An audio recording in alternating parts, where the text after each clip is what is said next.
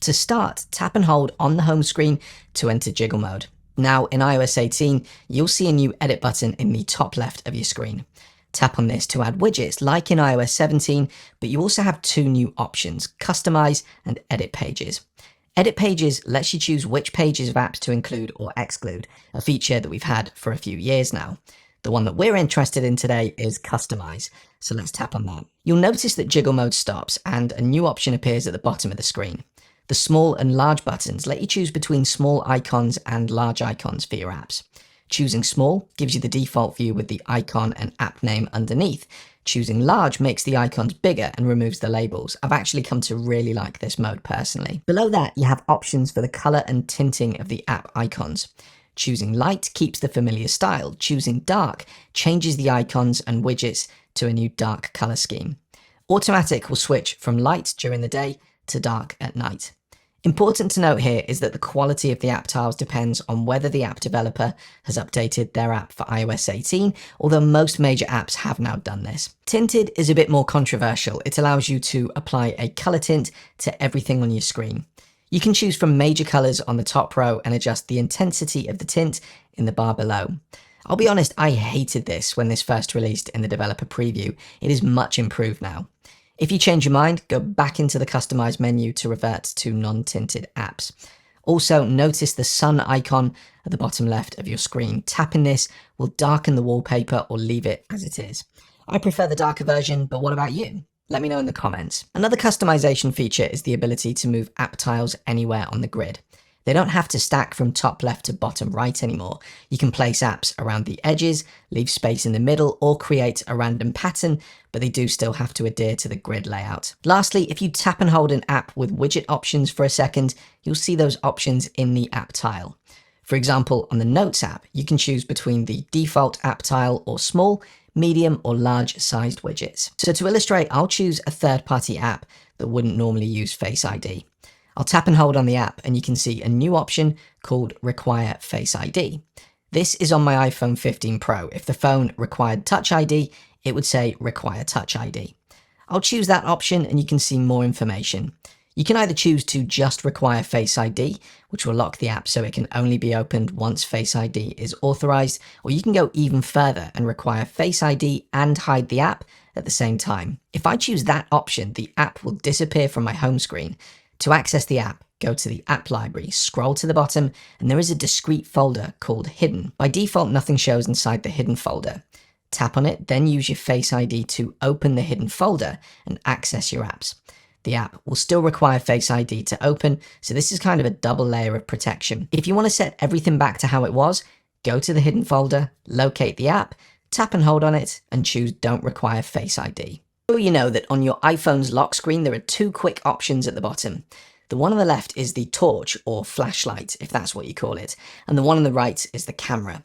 These buttons let you quickly access these functions directly from the lock screen. In iOS 18, you can choose what these buttons do. To customize this, tap once to activate your lock screen, and then tap and hold to enter customize mode. Tap the Customize button at the bottom of the screen, and when given the option to choose between your lock screen or home screen, tap your lock screen. You'll see that the two options at the bottom have a minus symbol in the upper left, allowing you to remove them. For this example, I'm going to tap the minus button to remove the camera from the right. With that removed, tap the empty icon space, and you'll see that you have loads of options to choose from now, far more than we had in iOS 17. If you scroll down to the shortcut section and choose Open App, you'll get a window asking which app you want this button to open. Scroll through your apps, find the one that you want, and tap on it. Tap anywhere on the screen to close that window, and press the Done button in the upper right corner. You've now successfully changed that button to open whichever app you chose. The control center has been completely overhauled in iOS 18. You'll notice it when you first access the control center by swiping down from the top right corner of the screen, but let me take a moment to show you what's new. The first thing you'll see are a couple of icons at the very top of the screen. The one on the top right is a power icon. If you tap and hold it, you'll go to the power options to power down your phone. You'll also see a plus icon in the upper left, which we'll come back to in just a moment. There are additional menus in the center of the screen. Control Center now breaks down parts into their own dedicated pages. The love heart icon shows you your favorites, the things you access most often. If you tap the Apple Music icon, it takes you to all music-related controls. On my phone, I have an option for AirDrop, Wi-Fi, Bluetooth, cellular data, all that stuff. The options available will depend on what you include in your control center. Going back to the favorites page, if you tap and hold the control center for a moment, you enter the equivalent of jiggle mode. Each icon now has a minus button in the upper left corner, allowing you to remove it from the control center. At the bottom right of each icon, there is a drag bar.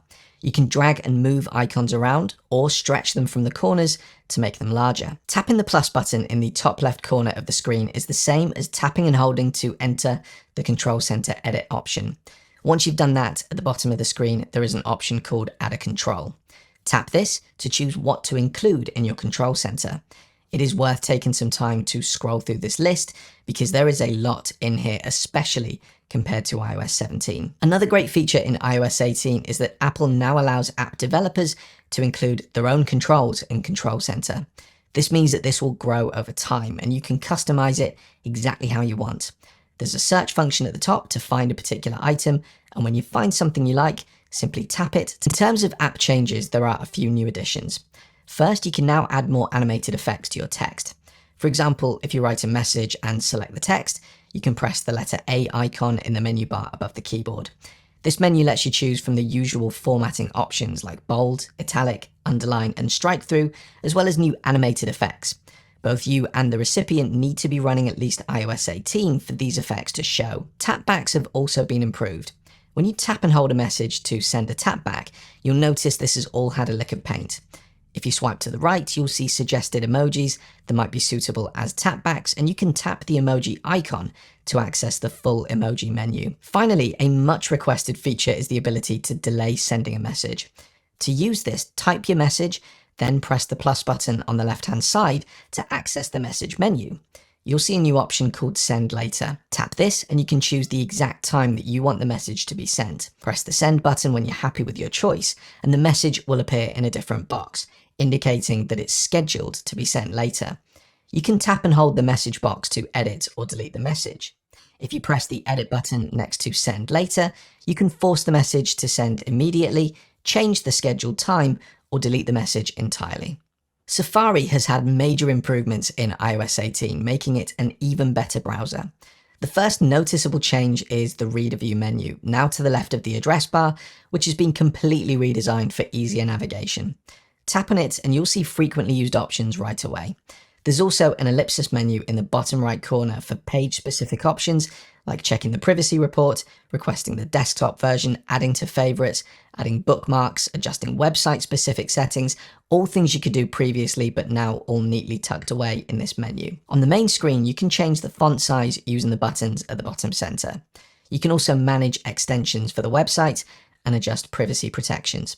In the bottom left, you'll find the Find an Article button. When reading an article, you'll see options at the top of the menu.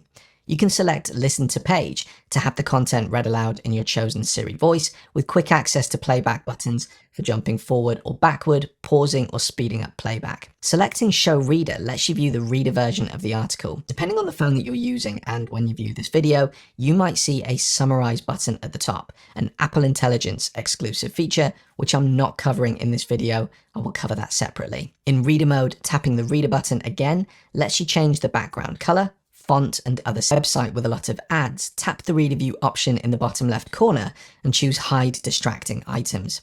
Tap the item that you want to remove and a blue hide button will appear. Tap it and the item will disappear. You can do this for multiple items, but you can't scroll while in this mode. Remove some items, press the done button, scroll down and repeat as needed. Your iPhone now has its own dedicated password manager app in iOS 18. To find it, go to Spotlight Search and type passwords. If you scroll through your homepage, you should see it as a dedicated app. Tap on it, unlock the app using Face or Touch ID, and the app will open. When I made my videos previewing the developer betas of iOS 18, I got a lot of comments saying that this was basically the password section from settings. And while that's true, everything from the password section of settings is here, it is a bit more than that. It's essentially everything related to codes and passwords on your iPhone, neatly stored in one dedicated app, making it much easier to find what you're looking for. It isn't a massive improvement, but I do think it's a good feature. At the top left, you have an option to view all of your passwords. To the right, you can view any passkeys that you've created. This is where you use Face ID, Touch ID, or even Optic ID if you're using a Vision Pro to access a particular website or service. The next option is codes, where your phone can generate verification codes for two-factor authentication for websites like PayPal. When I try to access PayPal, my computer asks for a verification code, and I can use this function to generate the 6-digit code and automatically insert it into the PayPal login page without relying on SMS. To the right of that, any Wi-Fi login credentials used on this device will show here. You can view, copy, and share these passwords, create a QR code for any network, or forget a network. If there's a Wi-Fi network that you saved years ago and you no longer need, you can delete it by choosing to forget the network. In the security page, any security recommendations from your device will show here. If you use a simple password, or a password used multiple times, or a password involved in a data breach, these recommendations will appear, and you can follow the steps to change what needs changing. Recently deleted login credentials will appear under deleted. If you need to recover something, you can do it from here. At the bottom of the page, if you're part of a password group, you'll see it here.